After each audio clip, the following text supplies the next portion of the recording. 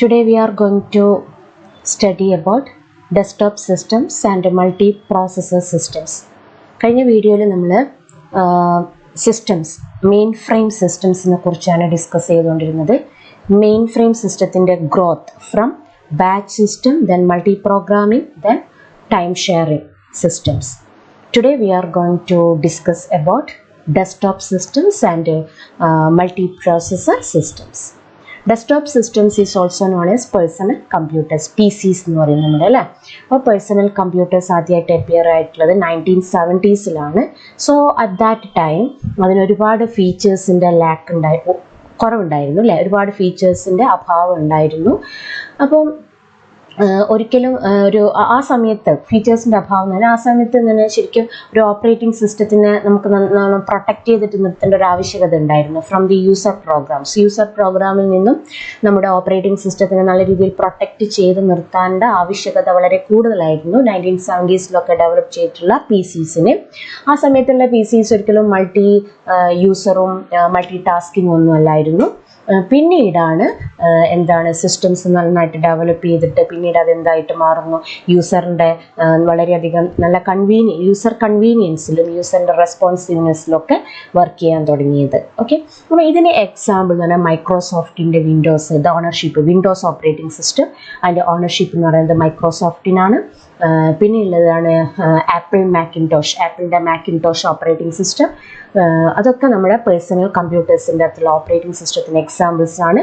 പിന്നെ റീസെൻ്റ്ലി അല്ല, കുറേ കാലമായി നമുക്ക് യുണിക്സ് ലൈക്ക് ആയിട്ടുള്ള ഓപ്പറേറ്റിംഗ് സിസ്റ്റം ലിനക്സ് നമ്മളിപ്പം പോപ്പുലറായിട്ട് ഇപ്പോൾ കുറേയായി ലിനക്സ് ഓപ്പറേറ്റിംഗ് സിസ്റ്റം. ലിനക്സിൻ്റെ പ്രത്യേകത എന്ന് പറഞ്ഞാൽ ബഗ്സും കാര്യങ്ങളൊക്കെ വൈറസസും ഒക്കെ എഫക്റ്റ് ചെയ്യുന്നത് വളരെ കുറവാണ്. എഫക്റ്റ് ചെയ്യുന്നില്ല എന്ന് തന്നെ പറയാം. ലിനക്സ് ഓപ്പറേറ്റിംഗ് സിസ്റ്റം വളരെ കുറവാണ്. പിന്നീട് ലിനക്സിൻ്റെ എന്ന് പറഞ്ഞാൽ ഓപ്പൺ സോഴ്സ് ആയതുകൊണ്ട് അത് നമുക്ക് എന്ത് ചെയ്യാൻ പറ്റും, ആ സോഴ്സ് കോഡിൽ മാറ്റങ്ങളൊക്കെ വരുത്തിയിട്ട് നമ്മുടേതായിട്ടുള്ള ഓപ്പറേറ്റിംഗ് സിസ്റ്റമായിട്ട് ഡെവലപ്പ് ചെയ്യാനൊക്കെ സാധിക്കും. ഇതൊക്കെ നമ്മളെ പേഴ്സണൽ കമ്പ്യൂട്ടേഴ്സിൽ യൂസ് ചെയ്യുന്ന ഓപ്പറേറ്റിംഗ് സിസ്റ്റത്തിന് എക്സാമ്പിൾസ് ആണ്. Personal computers or PCs appeared in the 1970s. At that time, the CPU in PCs lacked the features ഒരുപാട് ലാക്ക് ചെയ്തിരുന്നു. Need to protect an operating system from user programs. Operating സിസ്റ്റത്തിനെ protect ചെയ്യുക from the user program. അപ്പോൾ അതിൻ്റെ ഫീച്ചേഴ്സും കാര്യങ്ങളൊക്കെ വളരെ കുറവായിരുന്നു. So PCs operating system were neither multi user nor multi tasking ആയിരുന്നു ആദ്യ കാലഘട്ടത്തിൽ. Later the systems maximising user convenience and responsiveness. അപ്പോൾ ഇതിന് എക്സാമ്പിൾ എന്ന് പറയുന്നത് PCs running Microsoft Windows and the Apple Macintosh. പിന്നെ വേറൊരു എക്സാമ്പിൾ എന്ന് പറയുന്നത് Linux, a Unix like operating system available for PCs has also become popular. These computers are tied into other computers over local area networks or other internet connections. But when other computers and other users can access the files on a PC, file protection becomes a necessary feature of the operating system. അപ്പോൾ നമ്മുടെ PCs personal computers നമ്മളെ local area നെറ്റ്വർക്കുമായിട്ട് connect ചെയ്യാം, അല്ലെങ്കിൽ ഇൻ്റർനെറ്റുമായിട്ട് connect ചെയ്യാം. So നമ്മുടെ സിസ്റ്റത്തിലുള്ള നമ്മുടെ PCയിലുള്ള പേഴ്സണൽ കമ്പ്യൂട്ടേഴ്സിലുള്ള ഫയൽസ് മസ്റ്റ് ബി പ്രൊട്ടക്റ്റഡ്. കാരണം നമ്മുടെ വാല്യുബിൾ ആയിട്ടുള്ള ഇൻഫർമേഷൻ അടങ്ങിയിട്ടുള്ള ഫയൽസ് നഷ്ടപ്പെടാനോ അല്ലെങ്കിൽ മറ്റുള്ളവർ പെർമിഷൻ ഇല്ലാതെ ഫയൽസ് ആക്സസ് ചെയ്യാനുള്ള സാധ്യതകളും അങ്ങനെ ഒരുപാട് നമ്മുടെ ഫയൽ കംപ്ലീറ്റ് നഷ്ടപ്പെടാനുള്ള ഒരുപാട് റീസൺസ് ഉള്ളത് കൊണ്ട് file protections becomes A necessary feature of the operating system. Next one is multi processor systems. അപ്പോൾ ആ വേർഡ് തന്നെയുണ്ട് മൾട്ടി പ്രോസസർ എന്ന് പറഞ്ഞാൽ പ്രോസസർ CPU ഒന്ന് കൂടുതൽ അല്ലേ, മൾട്ടിപ്പിൾ പ്രോസസർ ഉണ്ട് എന്നാണ് മീനിങ്. ഇതിന് വേറൊരു പേരും കൂടിയുണ്ട്, പാരലൽ സിസ്റ്റംസ് എന്ന് പറയും, അല്ലെങ്കിൽ ടൈറ്റിലി കപ്പിൾഡ് സിസ്റ്റം എന്ന് പറയും. ഓക്കെ, അപ്പോൾ പാരലൽ സിസ്റ്റം എന്ന് പറഞ്ഞാലും ടൈറ്റിലി കപ്പിൾഡ് സിസ്റ്റം എന്ന് പറഞ്ഞാലും മൾട്ടി പ്രോസസർ സിസ്റ്റംസ് എന്ന് പറഞ്ഞാലും സെയിം തന്നെയാണ്. Multi processor system, parallel systems or tightly coupled systems have more than one processor in close communication. More than one processor ഉണ്ട്. ഈ പ്രോസസ്സർ എന്ത് ചെയ്യുന്നുണ്ട്, നമ്മുടെ കമ്പ്യൂട്ടറിൻ്റെ സിസ്റ്റത്തിൻ്റെ ബസ് എന്ത് ചെയ്യുന്നുണ്ട്, ഷെയർ ചെയ്യുന്നുണ്ട്. സിസ്റ്റത്തിൻ്റെ ക്ലോക്ക് ഷെയർ ചെയ്യുന്നുണ്ട്. സംടൈംസ് സിസ്റ്റത്തിൻ്റെ മെമ്മറി ഷെയർ ചെയ്യും. സംടൈംസ് സിസ്റ്റത്തിൻ്റെ പെരിഫറൽസ് ഷെയർ ചെയ്യും. പെരിഫറൽസ് എന്ന് പറയുന്നത് ഇൻപുട്ട് ഔട്ട്പുട്ട് ഡിവൈസസിനെയാണ് നമ്മൾ പെരിഫറൽസ് എന്ന് പറയുന്നത്. പിന്നെ ഈ കമ്പ്യൂട്ടർ ബസ് എന്ന് പറയുന്നത് കണക്ഷൻ ആണ് അല്ലേ, ഒരു ലൈൻ ഓഫ് കണക്ഷൻ ബിറ്റ്വീൻ ആ ലൈൻ ഓഫ് കണക്ഷൻ ആ ലൈനിലായിരിക്കും നമ്മൾ മെമ്മറി എന്ത് ചെയ്തിട്ടുണ്ടാവും, കണക്ട് ചെയ്തിട്ടുണ്ടാവും, പിന്നെ പെരിഫറൽസ് കണക്ട് ചെയ്തിട്ടുണ്ടാവും. സോ ആ ഒരു കണക്ഷൻ ലൈനിലൂടെയാണ് നമ്മൾ ഡാറ്റ കൺട്രോൾ ഒക്കെ പാസ് ചെയ്യുന്നത്. അപ്പോൾ അങ്ങനെയുള്ള കമ്പ്യൂട്ടറിൻ്റെ ബസ് ഷെയർ ചെയ്യും, ക്ലോക്ക് ഷെയർ ചെയ്യും, sometimes memory and peripherals share ചെയ്യും, peripheral devices okay share have more than one processor ആണ് multiprocessor. Okay, in close communication sharing the computer bus, the clock and sometimes memory and peripheral devices. ഈ multiprocessor സിസ്റ്റത്തിന് main ആയിട്ട് 3 advantages ആണ് ഉള്ളത്. 3 advantage ഉണ്ട് main ആയിട്ട്. Okay, the first one is increased throughput. അപ്പോൾ increased throughput എന്ന് പറഞ്ഞാൽ തീർച്ചയായിട്ടും ഒരുപാട് പ്രോസസ്സർ ഉണ്ടാകുന്ന സമയത്ത്, ഒന്ന് കൂടുതൽ പ്രോസസ്സർ ഉണ്ടാകുമ്പോൾ തന്നെ എന്തായിരിക്കും, നമ്മുടെ വർക്ക് വളരെ നന്നായിട്ട് പെട്ടെന്ന് തന്നെ ചെയ്ത് തീർക്കാൻ പറ്റും, ഒരുപാട് വർക്ക് ചെയ്യാൻ പറ്റും, നമുക്ക് വളരെ നല്ലൊരു ഔട്ട്പുട്ട് ലഭിക്കും അല്ലേ. ഇൻക്രീസ്ഡ് ത്രൂപുട്ട്, ഇൻക്രീസ്ഡ് ആയിട്ടുള്ള നമ്മളെ നല്ലൊരു വർക്ക് നമ്മൾ എത്രത്തോളം ചെയ്തോ അതിനനുസരിച്ചുള്ള, കാരണം എത്ര ആൾക്കാർ കൂടുന്നു അതിനനുസരിച്ച് വർക്ക് നമുക്ക് പെട്ടെന്ന് ചെയ്ത് തീർക്കാൻ പറ്റും. ഓക്കെ, അതുപോലെ തന്നെ നമ്മളെ CPU കൂടുതൽ ഉണ്ടെങ്കിൽ തീർച്ചയായിട്ടും നമുക്ക് വർക്ക് വേഗം ചെയ്ത് തീർക്കാൻ പറ്റും. എങ്കിൽ പോലും നമ്മൾ പ്രതീക്ഷിച്ച അത്രയും നമുക്ക് റിസൾട്ട് ചിലപ്പോൾ അല്ല റിസൾട്ട് കിട്ടണമെന്നില്ല. ഇപ്പം N പ്രോസസ്സർ ഉണ്ട് നോക്കാം, സപ്പോസ് N പ്രോസസ്സർ ഉണ്ടെന്ന് വിചാരിക്കാം.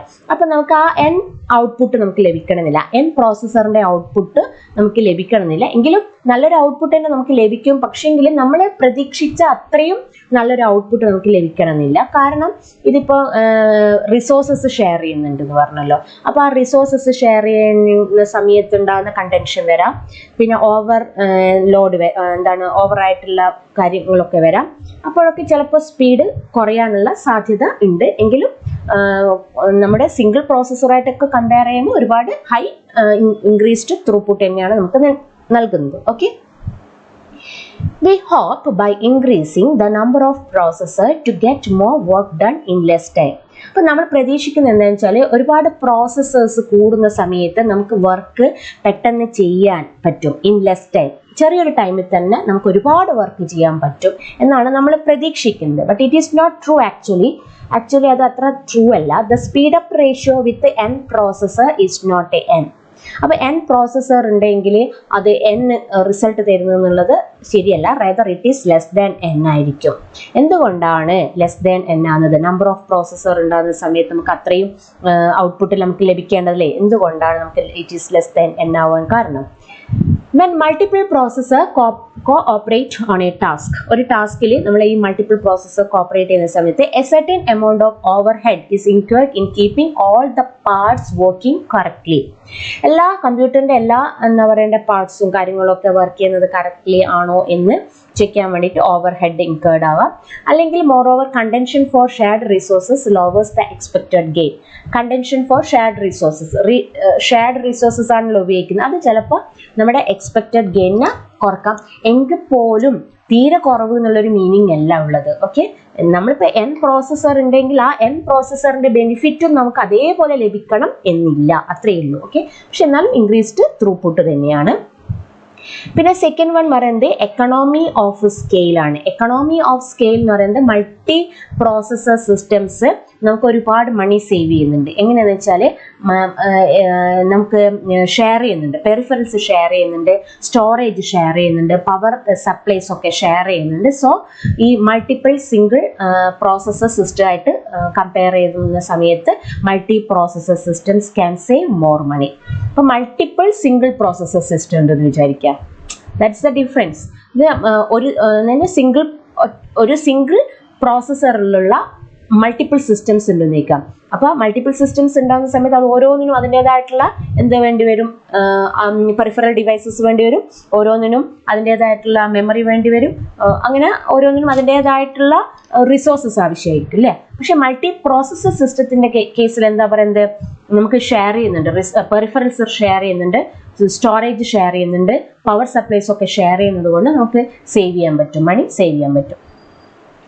അതാണ് economy of scale. Multi processor systems can save more money than multiple single processor systems because they can share peripherals, mass storage and power supplies. ഇനി next advantage എന്ന് പറയുന്നത് increased reliability ആണ്. Increased reliability എന്ന് പറഞ്ഞാൽ multiple processor ഉള്ളത് കൊണ്ട് ഒരു processor work ചെയ്തില്ല എന്ന് വിചാരിക്കുക. ഒരു പ്രോസസ്സർ വർക്ക് ചെയ്തിട്ടില്ലെങ്കിൽ കംപ്ലീറ്റ് സിസ്റ്റം എന്തായി പോകുന്നില്ല, ഓഫായി പോകുന്നില്ല. ഓക്കെ, ഷട്ട് ഡൗൺ അല്ല, കംപ്ലീറ്റ് സിസ്റ്റം ഷട്ട് ഡൗൺ ഓഫായി പോകുന്നില്ലല്ലോ. ഒരു സിസ്റ്റം വർക്കൗട്ട് ചെയ്യുന്നില്ലെങ്കിൽ ബാക്കിയുള്ള പ്രോസസ്സർ എന്ത് ചെയ്യും, വർക്ക് ചെയ്യും. നമുക്ക് കുറച്ച് സ്പീഡ് കുറയുമെന്ന് മാത്രമേ ഉള്ളൂ. അപ്പോൾ if functions can be distributed properly among several processors, then the failure of one processor will not halt the system, only slow it down. അപ്പോൾ എന്ന് വെച്ചാൽ ഫങ്ഷൻസ് നമ്മൾ പ്രോപ്പർലി നന്നായിട്ട് സെവറൽ പ്രോസസ്സറിൻ്റെ ഒരുപാട് മൾട്ടി പ്രോസസ്സർ എന്ന് പറയുന്നത് സെവറൽ പ്രോസസ്സേഴ്സ് ആണ് അല്ലെ, സെവറൽ CPUs. ആ സെവറൽ CPUസിലൊക്കെ നമ്മൾ പ്രോപ്പർലി ഡിസ്ട്രിബ്യൂട്ട് ചെയ്തിരിക്കുകയാണ് ഫങ്ഷൻസ് എന്ന് പറയാം. ഒരേപോലെ നമ്മൾ ഫങ്ഷൻസും കാര്യങ്ങളൊക്കെ ഡിസ്ട്രിബ്യൂട്ട് ചെയ്തിട്ടുണ്ടെങ്കിൽ then the failure of one processor, ഒരു CPU ഫെയിൽ ആയി കഴിഞ്ഞാലും നമ്മുടെ സിസ്റ്റം കംപ്ലീറ്റ് ഹോൾട്ട് ആയി പോകുന്നില്ല. ഓൺലി എന്താണെന്നുണ്ട് അതിന് സ്പീഡ് സ്ലോ ഇറ്റ് ഡൗൺ. അപ്പം this ability to continue providing service, അല്ലേ, ഒരു സിസ്റ്റം ഫെയിൽ ആയിട്ടും സർവീസ് കണ്ടിന്യൂസ് ആയിട്ട് എന്ത് ചെയ്യുന്നുണ്ട്, പ്രൊവൈഡ് ചെയ്യുന്നുണ്ട്. ഓക്കെ, അപ്പോൾ അതിനെയാണ് പറയുന്നത് നമ്മൾ ഗ്രേസ്ഫുൾ ഡീഗ്രഡേഷൻ എന്ന് പറയുന്നത്. Okay, this ability to continue providing service proportional to the level of surviving hardware, okay, so is called graceful degradation. അപ്പോൾ ഈ ഗ്രേസ്ഫുൾ ഡീഗ്രഡേഷൻ വെച്ചിട്ട് ഡിസൈൻ ചെയ്തിട്ടുള്ള സിസ്റ്റംസ് ഉണ്ടാവും. Systems design for graceful degradations are also called fault tolerant.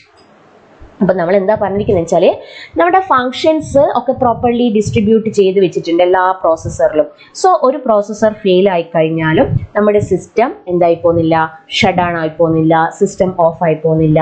But എന്തായിരിക്കും, നമുക്ക് result കിട്ടും, കുറച്ച് slow ആയിരിക്കും റിസൾട്ട് നേടും. കുറച്ച് സ്ലോ ആയിരിക്കും എന്ന് പറഞ്ഞാൽ സ്വതവേ നമുക്ക് എപ്പോഴും കിട്ടുന്ന രീതിയിൽ തന്നെ റിസൾട്ട് കിട്ടണമെന്നില്ല. അപ്പോൾ അങ്ങനത്തെ രീതിയിൽ എന്ന് വെച്ചാൽ ഒരു ഫോൾട്ട് സംഭവിച്ചിട്ടും ഒരു ഫെയിലിയർ സംഭവിച്ചിട്ടും നമുക്ക് എന്ത് ചെയ്യുന്നുണ്ട്, സർവീസ് പ്രൊവൈഡ് ചെയ്തുകൊണ്ടിരിക്കുന്നുണ്ട് അല്ലേ, സർവീസ് പ്രൊവൈഡ് ചെയ്തുകൊണ്ടേയിരിക്കുന്നുണ്ട്. അപ്പോൾ അതിനെയാണ് എന്ത് പറയുന്നത്, ഗ്രേസ്ഫുൾ ഡീഗ്രഡേഷൻ എന്ന് പറയുന്നത്. അപ്പോൾ അങ്ങനെ ഗ്രേസ്ഫുൾ ഡീഗ്രഡേഷൻ എന്ന് പറയുന്ന ഫീച്ചർ ഉൾപ്പെടുത്തിക്കൊണ്ട് നമ്മൾ സിസ്റ്റംസ് ഡിസൈൻ ചെയ്യും. ഓക്കെ, അങ്ങനെയുള്ള ഇതിനെയാണ് എന്ത് പറയുന്നത്, systems designed for graceful degradation are also called fault tolerant. ഇനി നെക്സ്റ്റ് നമുക്ക് രണ്ട് തരത്തിലാണ് ശരിക്കും മൾട്ടി പ്രോസസ്സർ സിസ്റ്റംസ് ഉള്ളത്. സിമെട്രിക് മൾട്ടി പ്രോസസ്സർ സിസ്റ്റം ഉണ്ട്, അസിമെട്രിക് മൾട്ടി പ്രോസസ്സർ സിസ്റ്റം ഉണ്ട്. ഈ സിമെട്രിക് മൾട്ടി പ്രോസസ്സർ സിസ്റ്റം എന്ന് പറയുന്നത് എന്താണ്, എല്ലാ പ്രോസസ്സറിൻ്റെ അകത്തും ഒരു common copy of the operating system work ചെയ്യും. അതെല്ലാം ഒരുമിച്ച് ഒരേപോലെ എന്ത് ചെയ്യുന്നു, കമ്മ്യൂണിക്കേറ്റ് ചെയ്യും. അസിമെട്രിക് എന്ന് പറയുമ്പോൾ അവിടെ ഒരു മാസ്റ്റർ ഉണ്ടാവും, ഒരു മാസ്റ്റർ പ്രോസസ്സർ ഉണ്ടാവും, പിന്നെ കുറേ സ്ലേവ് പ്രോസസ്സർ ഉണ്ടാവും. അപ്പോൾ ഈ മാസ്റ്റർ പ്രോസസ്സർ കൊടുക്കുന്ന ഇൻസ്ട്രക്ഷൻ അനുസരിച്ചിട്ടായിരിക്കും ഈ സ്ലേവ് പ്രോസസ്സേഴ്സ് വർക്ക് ചെയ്യുക. അതാണ് അസിമെട്രിക്. അപ്പോൾ രണ്ട് തരത്തിലുള്ളത് സിമെട്രിക് ഉണ്ട്, അസിമെട്രിക് മൾട്ടി പ്രോസസ്സിംഗ് ഉണ്ട്. Okay, the most common multiple processor systems now use symmetric multiprocessing. അതിന് പറയാ SMP എന്നാണ്, symmetric multiprocessing, in which each processor runs an identical copy of the operating system. ഒരു operating സിസ്റ്റത്തിന്റെ ഒരു identical copy എല്ലാ പ്രോസസ്സറിൻ്റെ അകത്തും run ചെയ്യും. And the most common multiple processor systems now use symmetric multiprocessing അല്ലെങ്കിൽ SMP എന്ന് പറയും അതിന്, in which each processor runs an identical copy of the operating system. Operating സിസ്റ്റത്തിന്റെ ഒരു ഐഡന്റിറ്റിക്കൽ കോപ്പി എന്ത് ചെയ്യുന്നുണ്ട്, ഓരോ പ്രോസസ്സറിന്റെ നമ്മൾ റൺ ചെയ്യുന്നുണ്ട്. and these copies communicate with one another as needed. ആവശ്യമുള്ളപ്പോൾ ഒന്നിൻ്റെ അകത്തുള്ള കോപ്പി മറ്റേതിലേക്ക് എന്ത് ചെയ്യും, കമ്മ്യൂണിക്കേറ്റ് ചെയ്യും. അപ്പോൾ ഒരു സിസ്റ്റം പോയി കഴിഞ്ഞാൽ വലിയ പ്രശ്നം വരുന്നില്ല. സിസ്റ്റത്തിന്റെ ഓപ്പറേറ്റിംഗ് സിസ്റ്റത്തിൽ എന്തെങ്കിലും സംഭവിക്കുകയാണെങ്കിലോ കോപ്പി ഷെയർ ചെയ്യുകയും ചെയ്യും. Okay, some systems use asymmetric multiprocessing in which each processor is assigned a specific task. ഓരോ പ്രോസസറിനും ഓരോ സ്പെസിഫിക് ടാസ്ക് ആയിരിക്കും. A master processor control the system. ഒരു മാസ്റ്റർ പ്രോസസർ ഉണ്ടാവും, അതാണ് കൺട്രോൾ ചെയ്യുക സിസ്റ്റത്തിന്. The other processors either look into the master for instruction. അപ്പോൾ ഇൻസ്ട്രക്ഷന് വേണ്ടിയിട്ട് മാസ്റ്റർ നിൽക്കുകയാണ്. കാരണം മാസ്റ്റർ എടുക്കുന്ന ഇൻസ്ട്രക്ഷൻ കിട്ടിക്കഴിഞ്ഞാൽ മാത്രമേ വർക്ക് ചെയ്യാൻ പറ്റൂ. This defines A master slave relationship. ഇതെന്ത് ഡിഫൈൻ ചെയ്യുന്നു? ഒരു മാസ്റ്റർ സ്ലേവ് റിലേഷൻഷിപ്പ് ഡിഫൈൻ ചെയ്യുന്നുണ്ട്. SMP മീൻസ് ദാറ്റ്, SMP എന്ന് പറഞ്ഞാൽ എന്താ? സിമെട്രിക് ആണ് അല്ലേ? SMP means that all processors are peers. എല്ലാ പ്രോസസ്സറിനും ഒരേപോലെ മുൻഗണനയുണ്ട്. No master slave relationship exists between processors. Processors തമ്മിൽ മാസ്റ്റർ സ്ലേവ് റിലേഷൻഷിപ്പ് എക്സിസ്റ്റ് ചെയ്യുന്നില്ല. എല്ലാ പ്രോസസ്സേഴ്സും എന്താണ്? പിയേഴ്സ് ആണ്. SMP. അപ്പോൾ SMPക്ക് ഒരു എക്സാമ്പിൾ ആണ് ഇവിടെ കൊടുത്തിട്ടുള്ളത്. NCOS version of Unix for Multimax computer is an operating system. NCOS version of Unix. Unixന്റെ ഒരു version ആണ് NCOS version of Unix for the Multimax computer. എന്തിന് എക്സാമ്പിൾ ആണ്? നമ്മുടെ സിമെട്രിക് മൾട്ടി പ്രോസസ്സിങ്ങിന് സിസ്റ്റത്തിന് എക്സാമ്പിൾ ആണ്. The benefit of this model is that many processes can run simultaneously. അപ്പോൾ SMPന്റെ ഒരു benefit എന്ന് പറയുന്നത് മൾട്ടിപ്പിൾ പ്രോസസ്സറിനെ സൈമിൾട്ടേനിയസ്ലി റൺ ചെയ്യാൻ പറ്റും. ഇത് SMPയുടെ ഒരു ഫിഗർ ആണ് ഞാൻ ഇവിടെ കൊടുത്തിട്ടുള്ളത്. CPU, മൾട്ടിപ്പിൾ CPUs, എല്ലാ CPUസിനും ഒരേ മുൻഗണന തന്നെയാണ് ഉള്ളത്. ഓക്കെ, കോമൺലി മെമ്മറി ഷെയർ ചെയ്യുന്നുണ്ട്. കാരണം ഓൾറെഡി ഞാൻ പറഞ്ഞു multi processor systems memory share ചെയ്യുന്നുണ്ട് എന്നുള്ളത് അല്ലേ. പിന്നെ നെക്സ്റ്റ് പറയുന്നത് എന്താണ്? Example for asymmetric systems. Asymmetric system എന്ന് പറഞ്ഞാൽ മാസ്റ്റർ സ്ലേവ് റിലേഷൻഷിപ്പ് ഉള്ളത് അല്ലേ. ആ മാസ്റ്റർ സ്ലേവ് റിലേഷൻഷിപ്പ് ഉള്ള സിസ്റ്റത്തിന് എക്സാമ്പിൾ ആണ് Sun operating system version 4. Okay, thank U.